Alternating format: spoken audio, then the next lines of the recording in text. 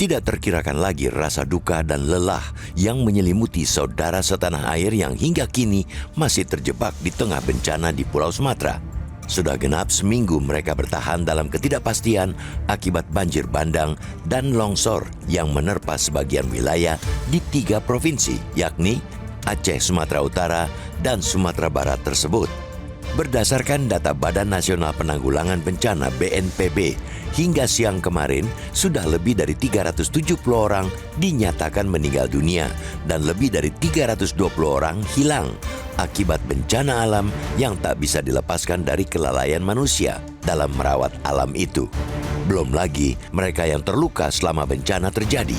Diperkirakan lebih dari 1 juta orang terdampak akibat bencana tersebut. Di samping korban jiwa, belum terhitung pula kerugian harta benda yang timbul. Lebih dari 2.500 rumah diperkirakan rusak akibat air bah beserta gelondongan kayu yang mengalir deras dari hulu.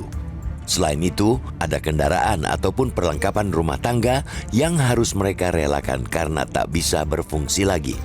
Hampir 300.000 orang terpaksa mengungsi, meninggalkan rumah-rumah mereka yang rusak, bahkan hancur diterjang air bah.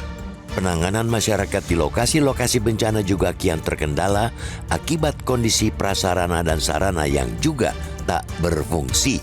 Mulai dari akses listrik, komunikasi, air bersih, kesehatan, dan jalan menuju lokasi serba darurat. Bahkan masih ada daerah yang terisolasi dari daerah lain. Setidaknya banjir dan longsor di 46 kabupaten kota terdampak itu telah merusak 133 jembatan dan puluhan fasilitas pendidikan. Belum terhitung pula luasan sawah, kebun, empang yang saat ini tertimbun longsor. Atau kendaraan yang selama ini menjadi sumber pendapatan masyarakat juga dipastikan sudah lumpuh. Akibatnya, harga sejumlah kebutuhan pokok masyarakat di Sumatera melonjak akibat minimnya pasokan.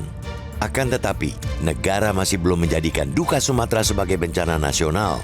Meskipun seluruh indikator bencana nasional sebenarnya sudah terpenuhi, namun keputusan untuk menjadikan bencana dahsyat itu sebagai bencana nasional dengan penanganan dan anggaran berskala besar masih belum terjadi. Menteri Koordinator Bidang Pembangunan Manusia dan Kebudayaan Pratikno yang ditunjuk menjadi koordinator penanganan bencana di Sumatera juga memastikan seluruh kekuatan negara telah diterjunkan untuk menangani bencana di Sumatera meski tidak ditetapkan sebagai bencana nasional, sehingga penanganan bencana provinsi tersebut ditangani dengan rasa nasional.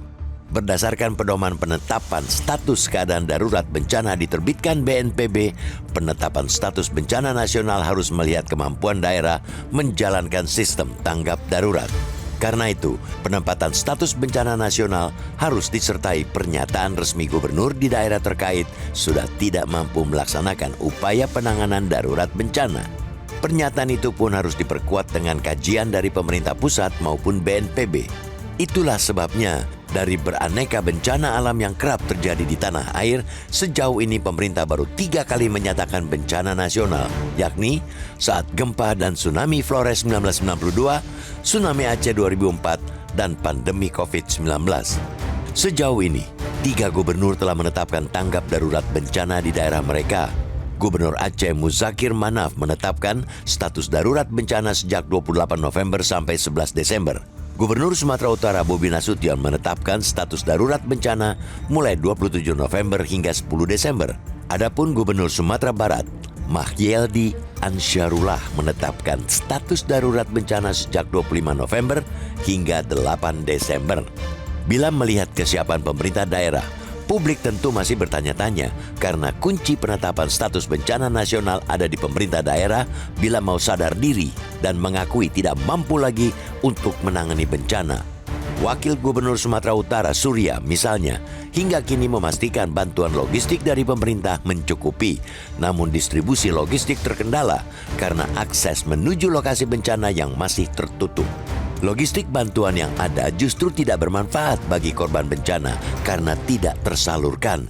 Itu artinya kemampuan daerah untuk menangani bencana secara tidak langsung sudah berada di ujung tanduk. Itulah mengapa sampai muncul kasus di Sibolga Sumut, masyarakat mulai mengambil barang kebutuhan pokok dari minimarket maupun gudang Bulog. Mereka sudah tak kuat lagi menahan lapar berhari-hari akibat tak adanya bantuan yang masuk. Dengan menaikkan status menjadi bencana nasional, maka penanganan bencana itu bisa kian tertata. Negara bisa mengerahkan berbagai upaya untuk memaksimalkan menangani korban, sehingga tidak perlu lagi ada aksi pengambilan barang di minimarket atau di gudang-gudang Bulog.